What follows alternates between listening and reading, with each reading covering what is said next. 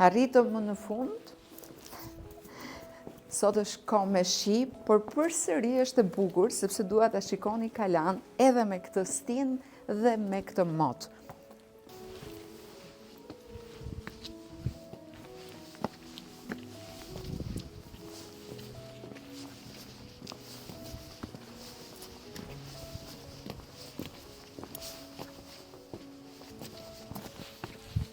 Është e bukur, a? Ju siguroj që më i miri prej nesh ka ikur. E më i miri prej nesh do të kthehet. E ka zënë mjergulla Tiranën. Atje është e gjithë pamja e Tiranës. Por kjo mjergull sot në Kala është tamam si një film shumë e bukur, ë? Dhe si është të rritesh në Krujë. E si mund dalësh dot nga një karakter luftarak kur ti je rritur këtu.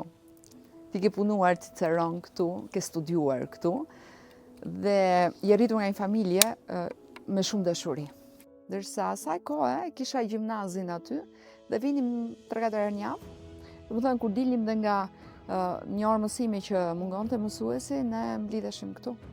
Ky ishte vendi ynë, gjyshi dhe gjyshja.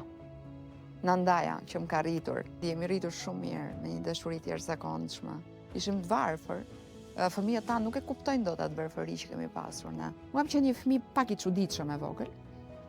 Nuk bëja fotografi, nuk i flisja të gjithë njerëzve, nuk i lija të më puthnin, të jipja faqen, se gjithmonë vinin të më puthnin se isha tobolake, por Nandaja ka bërë një punë të jashtëzakonshme me mua sepse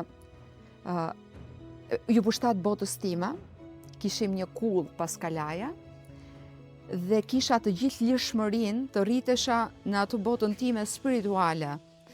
Dhe më ka ndihmuar shumë ajo periudhë ku nuk isha e cënuar, e indoktrinuar, po isha në botën time të lirë, në një shtëpi ku Nandaja më plotësonte çdo dëshirë. Dhe mendoj se fëmijët, kur kanë një botë të tyre, që ndoshta nuk i përshtatet prindërve, nuk i përshtatet mësuesit shkollës, ne duhet i përshtatemi dhe t'i lejojmë ata që të marrin kohën për t'u rritur, të marrin kohën e mendimit dhe e formimit të tyre individual pa i cënuar ato. Jam shumë dakord për të drejtat e pushtetit individual dhe e drejta private i takon çdo individi.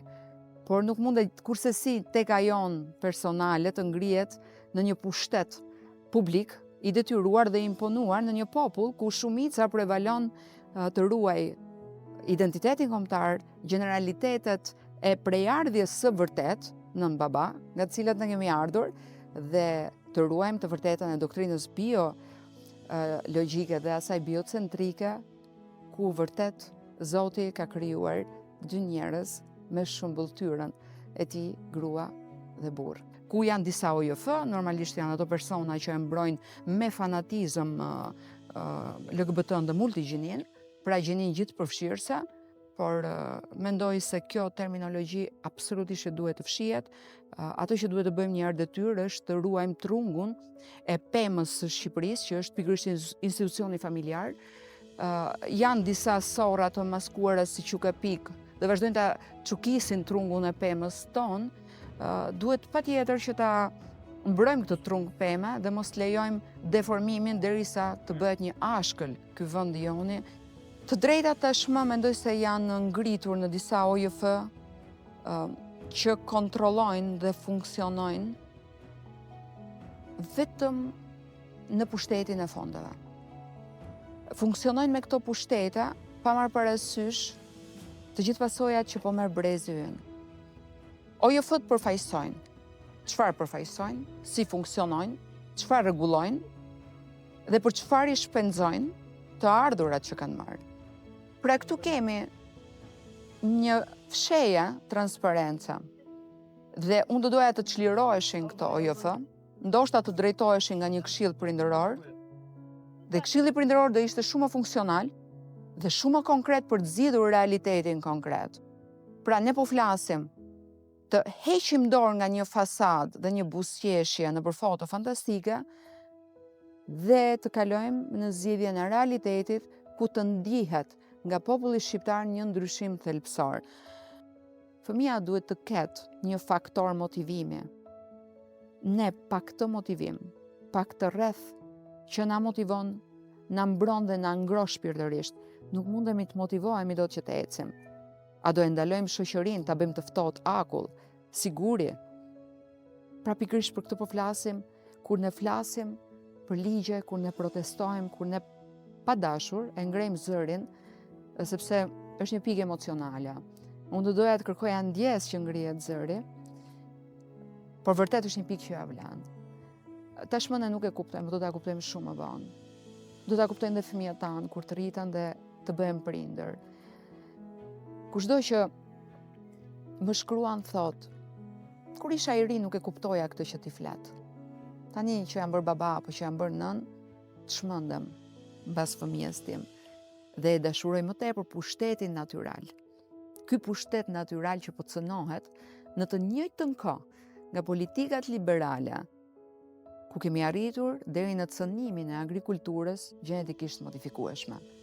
Pra duhet ta lejojmë dhe është e drejtë ta lejojmë njeriun gjenetikisht modifikueshëm, njeriun mëndërisht të modifikueshëm dhe të manipulueshëm. Unë do luftoj për jo dhe do ta vazhdojmë këtë jo, sepse ne jemi i lirë. Ne nuk jemi lagje Tajlande. Ne kemi çfarë mbrojmë, ne dimë çfarë mbrojmë dhe ne kemi një genetik që vlon. Unë jam një partizane e rritjes së pagave të shqiptarëve, e implementimit të mirëqenies të shqiptarëve të mi, sesa të punësojmë emigrant të cilët e para nuk e dim a janë të gatshëm të qëndrojnë punës, dhe e dyta nuk e dim se si do integrohen në vendin tonë. E treta nuk e dim se si do ndikojë dhe lëvizja masive e Europës, që është një lëvizje tashmë e ditur politikisht dhe po luftohet jashtëzakonisht shumë, emigrantët ilegal që janë dhe një burim krimi për vendin. Unë nuk do doja kur që vajzat dhe fëmijët tanë të haseshin me këto probleme. Dhe këtë e datojmë dhe si një element pozitiv kur emigrantët shprehen se do kthehem në Shqipëri, sepse Shqipëria ka ruajtur identitetin. E dua shumë vendin tim, tokën time. E dua ta shikoj në formën më të mirë të mundshme, më të zhvilluar të mundshme, ku të jemi të qetë, kur zgjohemi në mëngjes e shijojmë, kur punojmë e shijojmë të mirat që ja ka dhënë natyra kësaj toke. Liberalët gjithmonë të sugjerojnë të lexosh libra. Kurse unë sugjeroj që ato libra që keni lexuar në shkollë, ktheheni në funksion të realitetit dhe shikojeni realitetin në sy. Ka ardhur koha të shikojmë realitetin në sy, jo të mbajmë syt përmbysur. E kam menduar, e mendoj dhe padyshim që do kthehem këtu. Ky është vendi i parë që mendoj, sidomos për pleqërinë time. Kështu që nuk ka vend më të bukur se Kruja.